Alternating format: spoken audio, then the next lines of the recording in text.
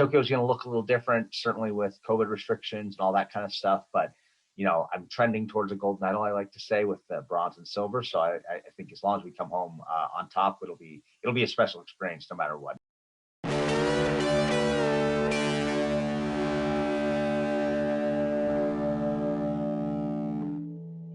Welcome to New Mobility Live. I am Teal. My guest is three-time Paralympic athlete Chuck Aoki. He is on the U.S. wheelchair rugby team and is heading to Tokyo really soon. Hi, Chuck. Hey, Teal, how are you? Thanks so much for having me. I'm good. Thank you so much for being here. The Paralympics start on August 24th. Correct. What do your days look like right now as you continue to physically and mentally prepare to compete? Yeah, the days are really busy right now. I'm usually up between 6 and 6:30 in the morning, and then it's off to go do some pushing. I play wheelchair rugby, so a lot of our training is spent in our chair. Physically moving our chair with extra weight added and stuff like that. So coming back, eating. I eat a lot. Coming back, eating, and then usually going and lifting in the afternoon, combined with maybe one or two other little things if we want to do it. So it's all work, and then we watch a lot of film, and so it's busy, very very busy, but it's very exciting.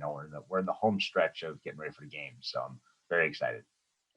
You competed with the U.S. Wheelchair rugby team in the 2012 London Games, where you all took home the bronze, and at the 2016 Rio Games, where you all took home the silver. What is the Paralympic experience like? There's nothing quite like it, first of all. I mean, especially in adaptive sports, it's the absolute pinnacle of sport you can achieve. You can't get any higher than it. London, the games were just incredible. There was so much support. We had, our first game was against Great Britain in London, the sport of wheelchair rugby. So of course they were nuts about it, and it was deafening, and they're so loud. You couldn't hear it. You couldn't hear yourself think, basically, which is just this level of noise I'd never experienced before, which was incredible. The Rio Paralympic Games were just the same way. It took a little longer to get quite the same energy going, but once the Brazilians started to fill the crowds, it was just as loud and deafening. And of course, we came home with the silver there after the bronze in London. So I like to say that Tokyo is going to look a little different, certainly with COVID restrictions and all that kind of stuff. But I'm trending towards a gold medal, I like to say, with the bronze and silver. So I think as long as we come home on top, it'll be a special experience no matter what. What kind of precautions are they having the athletes take against COVID? Yeah, there's a lot, and it's really comprehensive, and they've actually done a great job, I think, of really trying to think it through and make sure we're safe. So we have to have negative COVID tests before we go to Japan. We actually have to have two of them, and they have to be like within, I think it's 96 hours when we travel, so like right away. And if you don't test negative, you don't get to go. Period. Which is, and it's intense. They're for real about it. So that's one of the ways. And then when we get there as athletes, we're going to be tested every single day. It won't be the nose one. We'll just have to spit in a cup, which isn't quite as bad. The thing that works out sort of well is the athlete village where we all live when we're there is already kind of a little bubble. Not many people come in and out of it anyway, other than the athletes. So, I think we'll be pretty safe, given the pre-testing, the during testing, and then everything. It'll be, it's comprehensive. And, like I said, we're excited to get over, and, like I said, it'll be a little weird to have to wear a mask all the time, but it's we got used to that the last year. So what's another couple weeks in Japan doing it, right? I was scrolling through your Instagram account and I was struck by your post from January 8th, 2020. You wrote that you're pretty pumped that it's finally 2020, that there's so many great things to look forward to this year, wow. Including a little event we've got going on in Tokyo in August. And now we know that the pandemic happened and the Paralympics were postponed. Thinking back on the past 15 or so months, I'm curious if you've learned anything that you're carrying with you as you head to Tokyo. Having a better appreciation for the moments when we're in them. I'm a team sport, and so we used to train every month together. We always see each other and got used to seeing people all the time.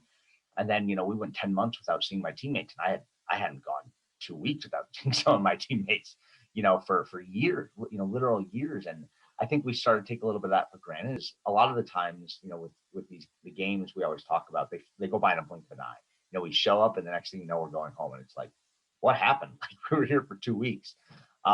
And so I think that's one thing, is really just kind of trying to slow down, take a breath, and, the cliche, stop and smell the roses, or, eat the sushi or whatever, whatever we're going to do in Tokyo.